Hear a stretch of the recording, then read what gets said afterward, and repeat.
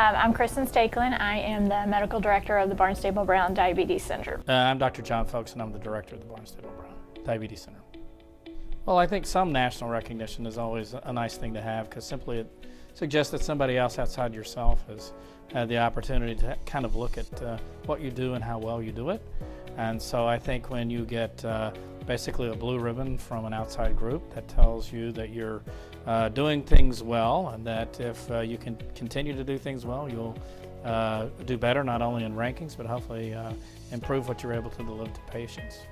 Well, I think they feel confident if they can come to a place where they know that the service they're going to receive is, number one, comprehensive. They can get everything they need in that one place, and they can be confident in their providers, that they are the most knowledgeable in what they're coming to be seen for, in our case diabetes or endocrinology, and that they know they're getting the best care, at least in their area, their region, and that they're going to be just really well taken care of.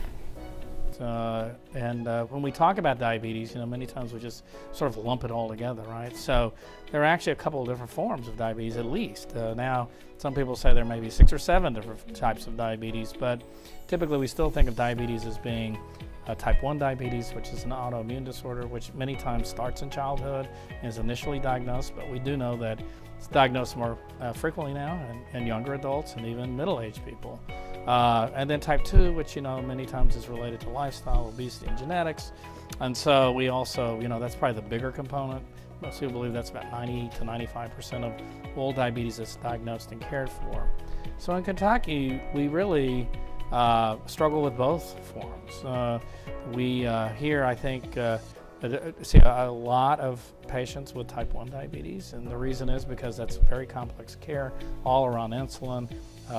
The evolution of therapy for patients with type 1 diabetes has been fast, especially in the last decade. So new things like pumps and meters and continuous glucose monitors, all those things are pretty sophisticated anymore. And so many people in Kentucky who live in rural areas, to have access to that kind of sophisticated care, it's like getting a Holter monitor, or it's a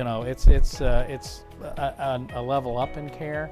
And so we here are able to provide that, but I think still in many parts of Kentucky that kind of care is not that readily available. It's a disease that affects so many organ systems. It affects cardiac and renal and circulation and your feet and your eyes and so many things. And so if you can go one place where you have comprehensive care that looks at the whole person, the impact on the total body, I think that matters quite a bit. If you go to a place where someone's experienced with the impact it can have in all of those areas, and then if you need further subspecialists, you've got that all here at the University of Kentucky, and I think that really matters. And I think that's a very important point about our center. It's branded as a diabetes center, and that's really was the way it got set up, and that's actually the way it was funded, through a generous gift through a family. But we also, because many of the physicians who work here actually not only care for diabetes, they care for a number of other disorders that are endocrine in nature. It's important for people to recognize that the Barnstable Brown Diabetes Center is also an endocrinology center, and that those who come here really can come for a variety of different reasons.